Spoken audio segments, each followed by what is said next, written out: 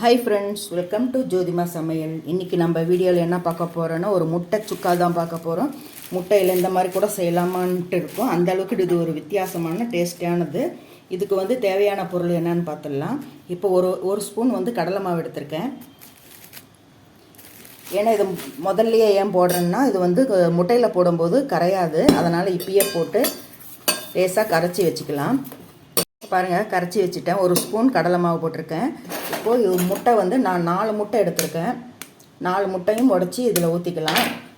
நான் ஏன் முதல்லையே கடலை மாவு கரைச்சேன்னா இதில் முட்டையில் போட்டு கரைக்கும்போது அது கட்டி கட்டியாக இருக்குது, கரைய மாட்டாங்குது. அதனால் வந்து நான் வந்து தனியாக கரைச்சி வச்சுக்கிட்டேன்.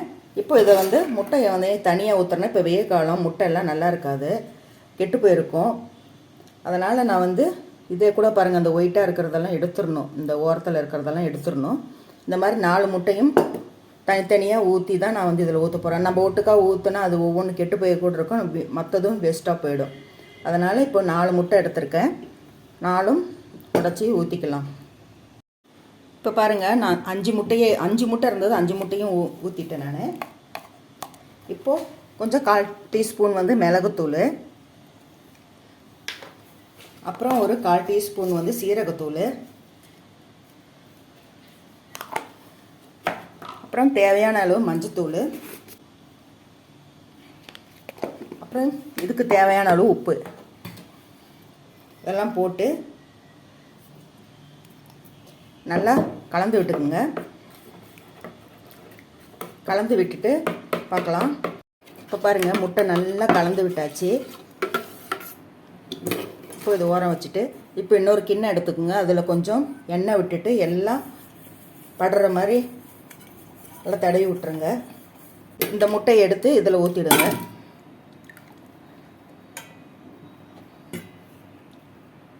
இப்போ பாருங்கள், இதை நல்லா ஊற்றியாச்சு. இது வந்து நம்ம வேக வச்சு எடுத்துக்க போகிறோம்.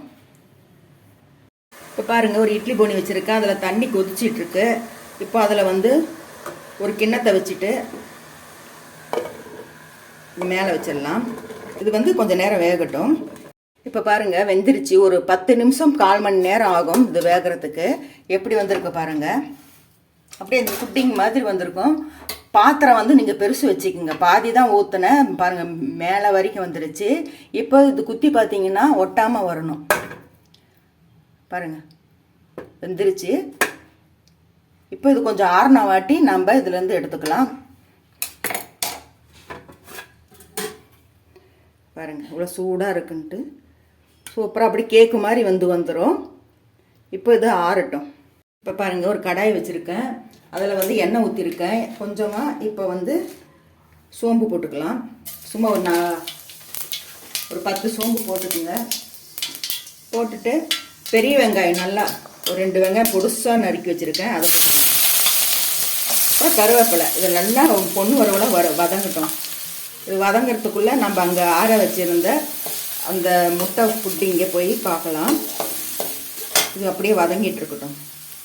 இப்போ ஒரு 1/4 டீஸ்பூன் வந்து இஞ்சி பூண்டு பேஸ்ட்டு போட்டுக்கலாம். வந்து இது முட்டைக்கு தான், அதனால் வந்து கொஞ்சமாக போட்டாலே போதும். இது வதங்கட்டும்.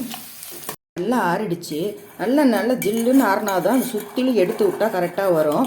இல்லைன்னா கொஞ்சம் பிடிச்சிக்கிற மாதிரி இருக்கும். இப்போ பாருங்கள், நல்லா ஆறின வாட்டி நான் வந்து சுற்றிலும் கட் பண்ணி எடுத்துருக்கேன். வந்துருச்சு. இது கொஞ்சம் சூடாக இருக்கிறதுனால நமக்கு இந்த மாதிரி வருது. இப்போ பாருங்கள், இது வந்து நல்ல இட்லி மாதிரி வந்துருச்சு. இது வந்து நம்ம வந்து பீஸ் கேக்காக போட்டுக்கலாம். இப்படி கட் பண்ணி எடுத்துக்கலாம். நம்ம பன்னீர் இருக்கு இல்லைங்களா, அந்த மாதிரி கட் பண்ணி எடுத்துக்கலாம்.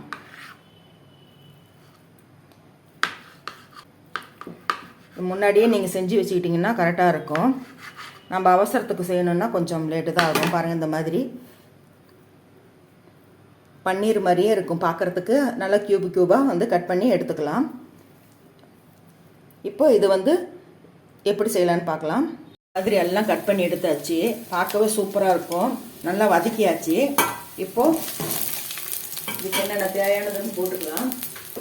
கொஞ்சமாக மிளகாத்தூள் இந்த முட்டைக்கு தகுந்த மாதிரி, ஏன்னா மிளகுத்தூள் அதிலையும் போட்டிருக்கோம், அதனால் கொஞ்சமாக போட்டிங்கன்னா போதும். அப்புறம் கொஞ்சம் கறி மசாலா, அப்புறம் கொஞ்சம் மல்லித்தூள். நம்ம சுக்காவுக்கு என்னென்ன போடுறோமோ அதே மாதிரி. அப்புறம் கொஞ்சம் உப்பு. இந்த வெங்காயத்துக்கு மட்டும் ஏற்கனவே நம்ம முட்டையிலும் போட்டிருக்கோம், அதனால் பார்த்து போட்டுக்குங்க. இப்போது இந்த முட்டையை போட்டு வறுத்துக்கலாம்.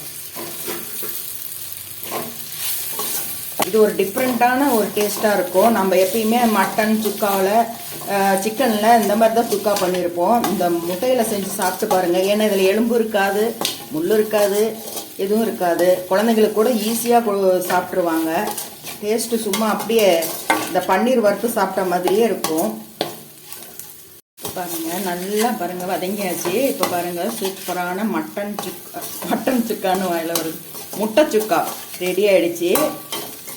பாருங்க எப்படி இருக்குன்ட்டு. இப்போ மேலே வந்து நல்லா கொத்தமல்லி தழை தூவி இறக்கிடலாம். வாசனை நல்லா இருக்கு. நல்லா நான்வெஜ் செய்யாத சமயத்தில் அவ்வளோ விலை சுக்கா செய்ய முடியலன்னா நம்ம இந்த மாதிரி முட்டையை வந்து செஞ்சு கொடுத்துடலாம். சூப்பராக இருக்கு. குழந்தைங்களுக்கெல்லாம் இந்த மாதிரி ஸ்கூல் விட்டு வந்ததுமே நீங்கள் செஞ்சு கொடுத்தீங்கன்னா குழந்தைங்க அப்படியே லபக்கு லபக்குன்னு சாப்பிட்ருவாங்க. எவ்வளோ சூப்பராக வந்திருக்கு பாருங்கள். இது போல் நீங்களும் உங்கள் வீட்டில் முட்டையில் சுக்கா பண்ணி பாருங்கள். டேஸ்ட்டு சும்மா சூப்பராக இருக்கும். குழந்தைங்களுக்கு ரொம்ப பிடிக்கும். இந்த வீடியோ பிடிச்சிருந்துச்சுன்னா ஒரு லைக் கொடுங்க, சப்ஸ்கிரைப் பண்ணிக்கோங்க, பெல் பட்டன் அழுத்துங்கப்பா. ரொம்ப சந்தோஷமாக இருக்கும். என் வீடியோவை தொடர்ந்து பாருங்கள், சப்போர்ட் பண்ணுங்கள். மீண்டும் உங்களை அடுத்த வீடியோவில் சந்திக்கும் வரை பாய்.